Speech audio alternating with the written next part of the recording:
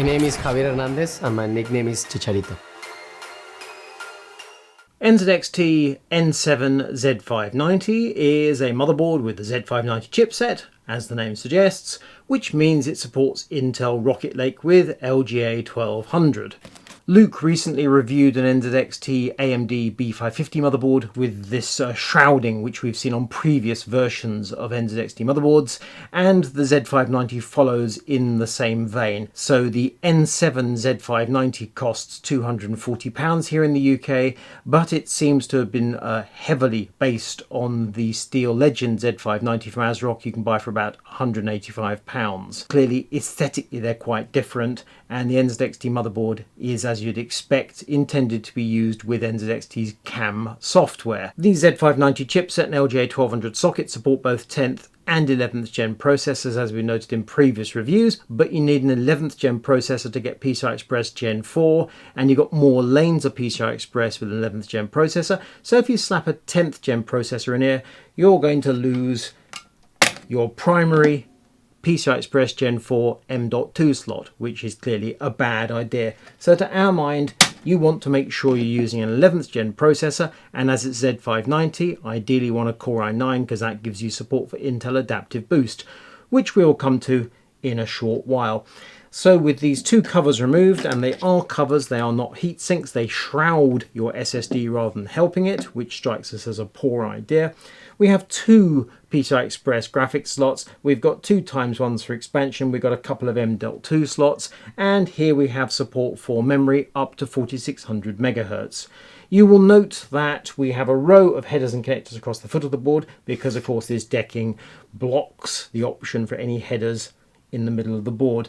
Power is at the side, we have USB Type-C next to the power connector, and at the top of the board we have one 8-pin and one 4-pin for EPS along with various fan headers. Under the cover we have an M.2 which handles Wi-Fi. It's Wi-Fi 6E, i.e. it's triple band rather than the regular dual band Wi-Fi 6. That's a good thing. And then we turn to the rear I/O panel, where we have connections for the wireless antennae and a clear CMOS button, HDMI 1.4B, two old school USB 2.0s, USB 3.2 Gen 2 Type A and Type C, 6 USB 3.2 Gen 1 Type A's, an Ethernet port for the Realtek 2.5G, and surround sound audio. In terms of ports and connectors, you've got pretty much everything you could want on this board, but clearly it's going to be the aesthetics that's driving you towards this particular Z590 motherboard over a great many other Z590 motherboards on the market. Before I get on and look at performance of this motherboard, and yes, I normally dive deeper into the hardware before I get to performance, but you'll see there's a very good reason why I'm going down this particular route. Have you subscribed to Kit Guru Tech? Have you rung the bell? Have you joined the channel? Have you bought some merch, looked at us on Discord, and all the other good things that Kit Guru does? If not, please do those things in the near future. That would make me very happy. Our test PC consists of an Intel Core i9 11900K. I'm using Arctic MX5 thermal compound. The CPU cooler is an NZXT Kraken Z53, so that's a 240mm all-in-one, which is controlled by NZXT's CAM software. Graphics card is a Sapphire AMD Radeon RX 6800 XT. It's a reference design. Power supply is a Seasonic Prime Platinum 1300 watt. SSD is a Sabrent Rocket 4.0, that's a Gen 4 M.2 NVMe SSD. Overall, it's a gaming PC that's ready to put the NZXT N7 Z590 through its paces. I am King. Performance figures, starting with 3D Mark Time Spy, just the CPU score, and the NZXT scores perfectly well once boost is enabled. With boost disabled, i.e. on auto, it's okay but nothing special. When we zoom in to the test results with the i9 11900K on Z590, you can see that if we ignore the Supro motherboard which did appallingly poorly with no boost, then the NZXT is second up in the chart. Turn on boost and it's up there and fighting with the big boys. Cinebench R15 multi-core. It doesn't matter whether you have boost on or boost off, the two scores, you cannot separate them. And you will note the NZXT is in the middle of the chart. Cinebench R15 single core, the NZXT does okay. Nothing special, but it does a reasonable job. Cinebench R23 Multi is where things start to get interesting. With boost off, the NZXT is down toward the bottom of the chart. Again, it beats the Supro, but that's about all you can say. Turn boost on, it flies up the chart. It's not at the top, but it's doing a decent job. And in Cinebench R23 single core, again, turning on boost makes no difference. We're talking after all about single core performance. It does okay. Blender Classroom. You need to look at this chart very carefully. With boost off, the NZXT does better than with boost on. Specifically with boost off running at 150 watts, the CPU runs at 4.3 GHz all cores. However, with boost enabled, power draw goes up to 227 watts for the CPU and the clock speed drops to 4.1 GHz. Clearly, a result like that requires further investigation. Let's see what's going on. Here we are in the BIOS in easy mode, version 1.2, the latest version. Flick over to advanced mode, or actually go back to easy mode. You can see we've got XMP enabled. Over to advanced mode, overclocking, and everything is on auto, with the exception of adaptive boost, which is disabled. Here we are in Windows. We can see the system is all ready to rock in Blender. Set classroom running. So PL1 is 150 watts, PL2 251 watts. Let's say it's actually 250 watts because that's a bit peculiar. Clock speed 4.79 gigahertz all cores. The CPU package is pulling 210 to 215 watts. Cooler's now kicking up. It's pulling nowhere near the full 251. Clock speed 4.79. Blender progressing quite nicely. And now the package power's dropped back to 149, so that's obviously the reducing to 150 watts part. So cycling a little bit, 4.3 to 4.4, but we're now running at 150 watts. Blender behaving perfectly okay. So the magic numbers here, 4.3 gigahertz, 150 watts. Back in the BIOS, down to adaptive boost and enable. We can now see that PL1 and PL2 are both 250 watts. We start to run Blender and CPU clock speed is 4.1 gigahertz. CPU package power is 224, 225 watts, which is obviously approaching 250. Certainly it is above where we were before, but we're still in the boost phase. Let's see what happens after a little bit. I mean, we're going from 250 to 250, so you'd expect this power draw to be maintained. It's not going to drop to 150 after all. CPU cooler kicking up. Clock speed maintained at 4.1 gigahertz. V-core, you'll notice, just under 1.4 volts, 1394.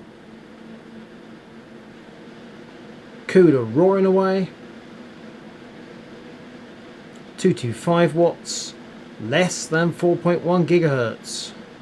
And as you saw in that chart, we're actually running Blender at a slower pace than previously, despite using more power with Intel Adaptive Boost enabled. The obvious thought is that Blender is an AVX workload, so let's adjust the AVX offset. If we go up 1, we go to 1, so 0 is auto. 1 and 1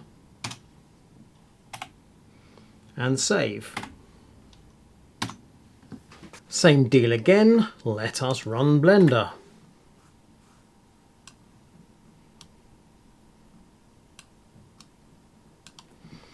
And now we see a clock speed about 4.7 gigahertz, power draw 203 watts, V-core 1.29. All these numbers look a lot better. CPU temp 71, clock speed holding steady at 4.7, cooler kicking up, power draw 205 watts even though the limit's 250.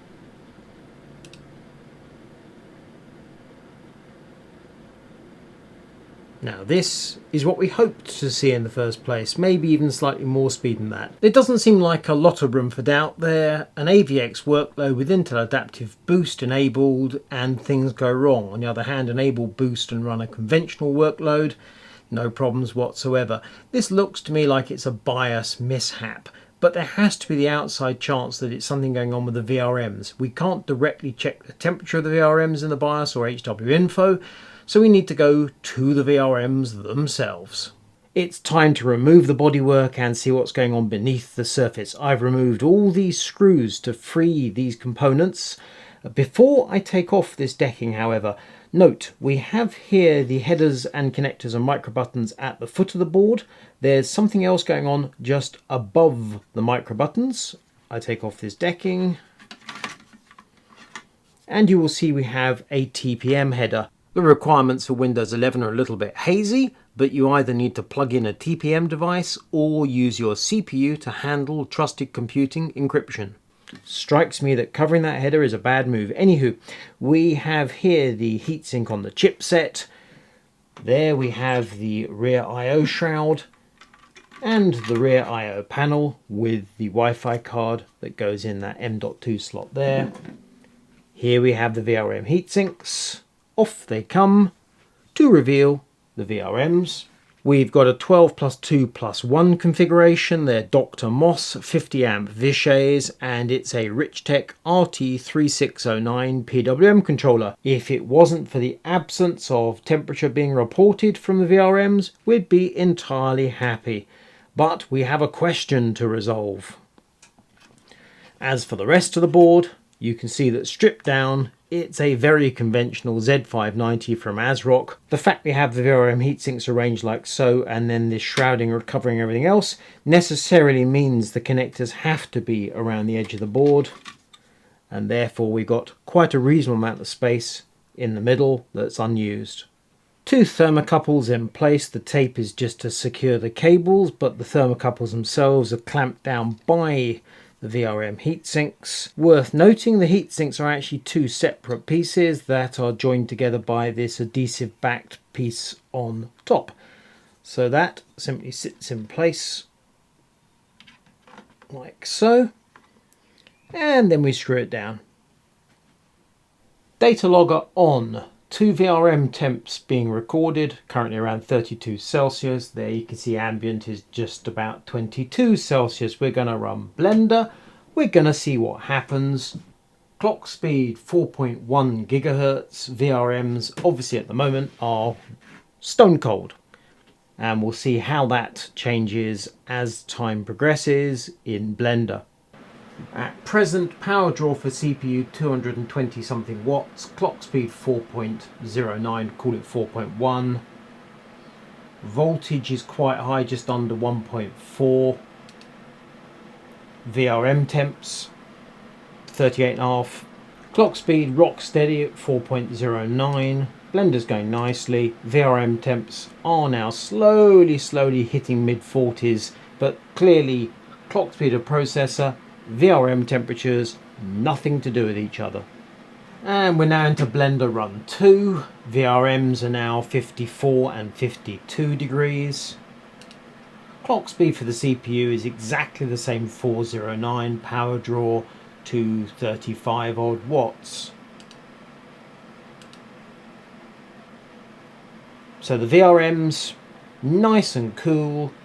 CPU performance, fairly dire. The VRM temperatures are going to do nothing extraordinary.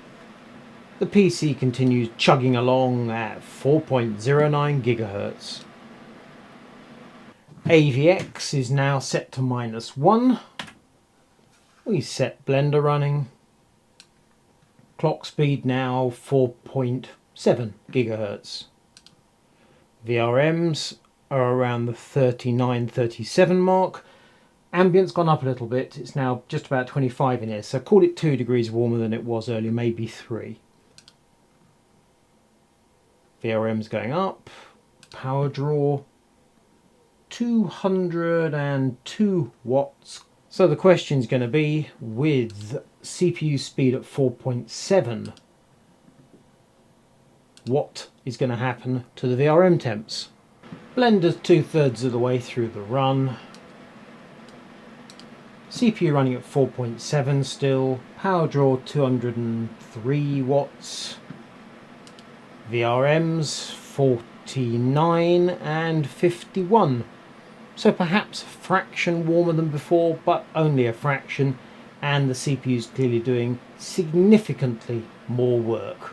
One run of Blender finished, just started the second immediately after. VRM temps 52 and 54. Remember, we're 3 degrees warmer than we were earlier. Clock speed 4.7, power 203 watts, so that's all fine.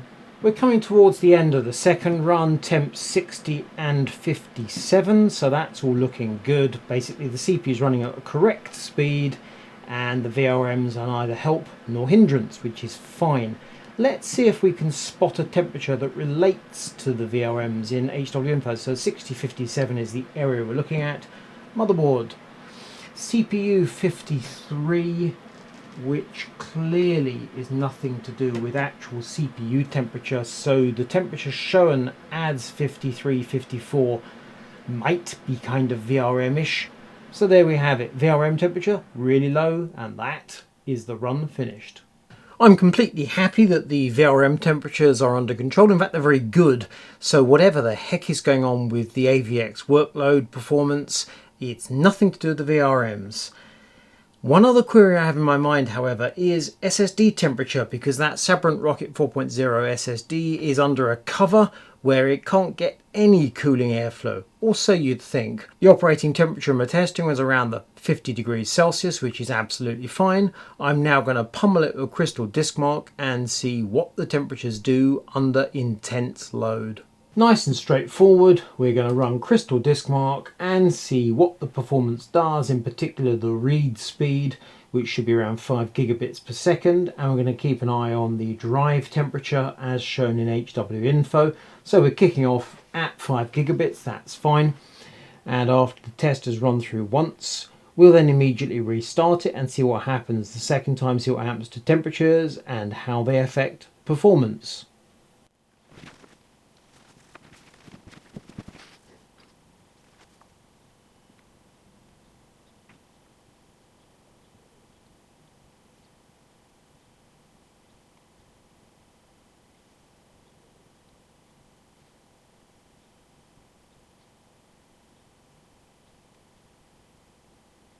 We're coming to the end of the first run of crystal disk mark. Drive temperature 79 Celsius, so about 30 degrees hotter than general operating temperature. And as soon as this run finishes, we're going to start again, and we'll see whether we get 5 gigabits per second or not. Temperature is now 83 Celsius, 82, 83, so still climbing.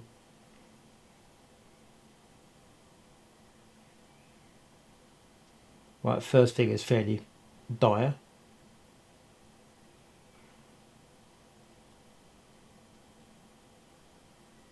Okay, that's actually far worse than I expected.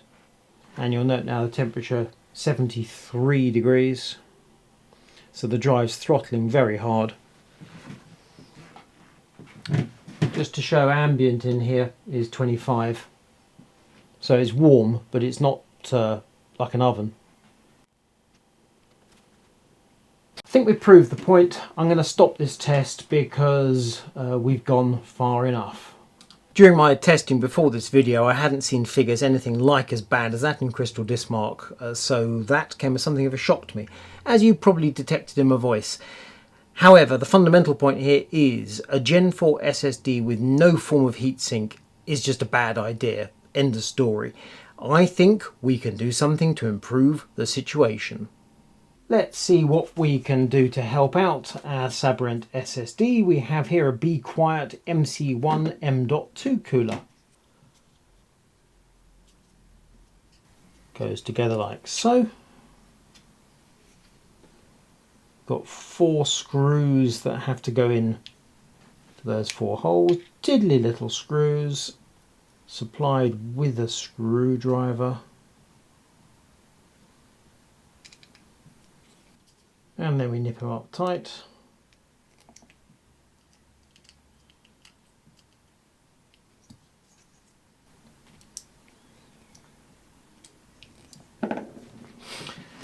And there we have it. Our M.2 has now gained a substantial heatsink. Let's see if that makes a difference. With the Be Quiet heatsink installed on the Sabrent Rocket SSD, we're now going to run Crystal Disk Mark. Drive temperature is shown on HW info there. 5 gigabits a second. We're coming to the end of the Crystal Disk Mark run. Temperature is 46 for the SSD, and as soon as this finishes we'll start again and we'll see whether or not the read speed holds up at 5 gigabits or drops like a stone.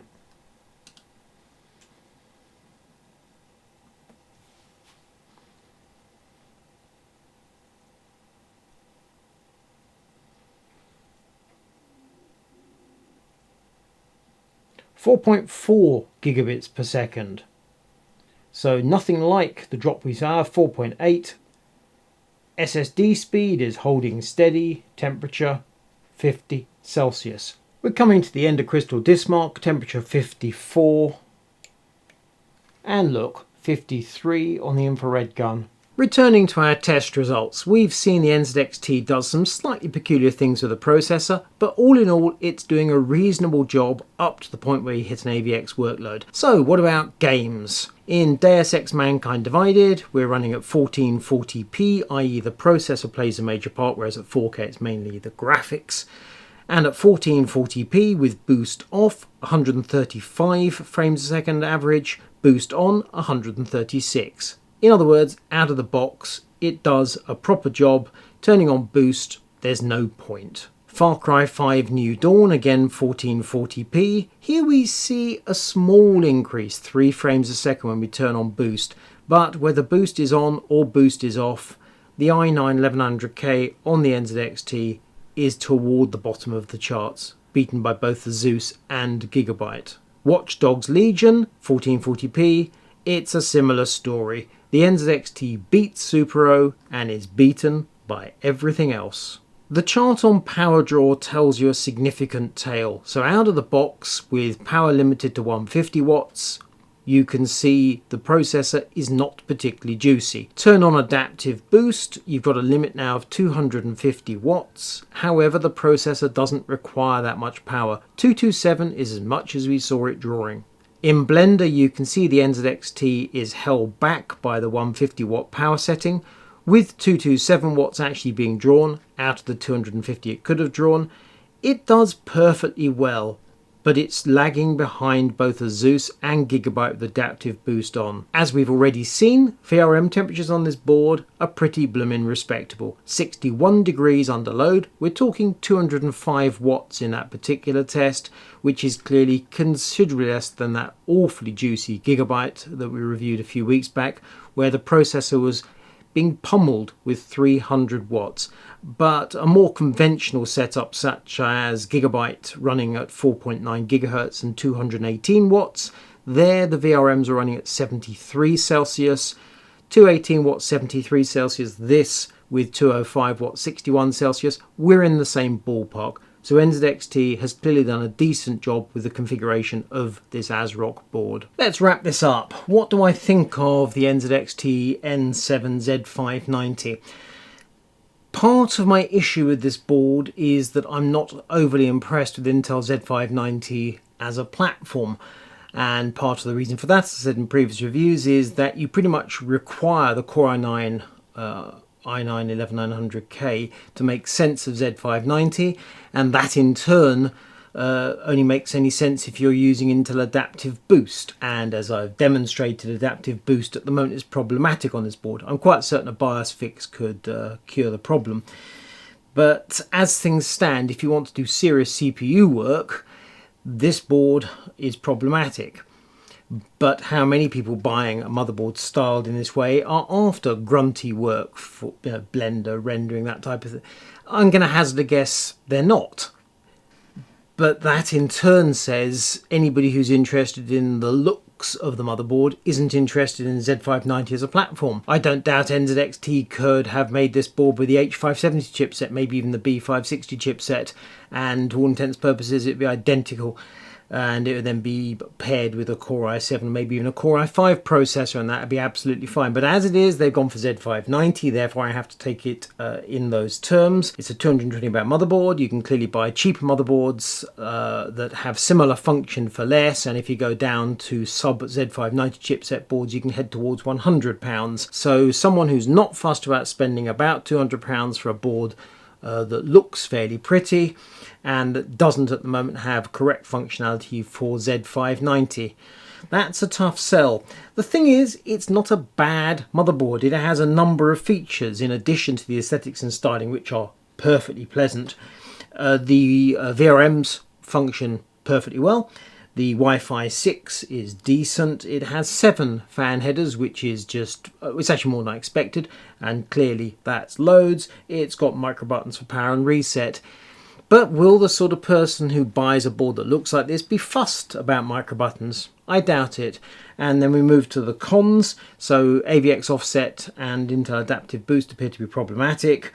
The VRM temps aren't reported at the moment in HW Info or other software. I don't know whether they can be reported or if there just isn't a temp sensor that's fit for purpose. Are the sorts of person that's going to buy this motherboard fussed about not having VRM temps reported? Entirely possible they're not bothered. The M.2 covers act as insulators. Now this has been a criticism of a number of NZXT motherboards up to now. With Gen 4, enough. We need heat sinks on Gen 4 M.2 SSDs, not insulators. Heat sinks. I've demonstrated this. It's obviously the correct thing to do. But if you use regular workloads, games and such like, I do not think you would experience SSD throttling.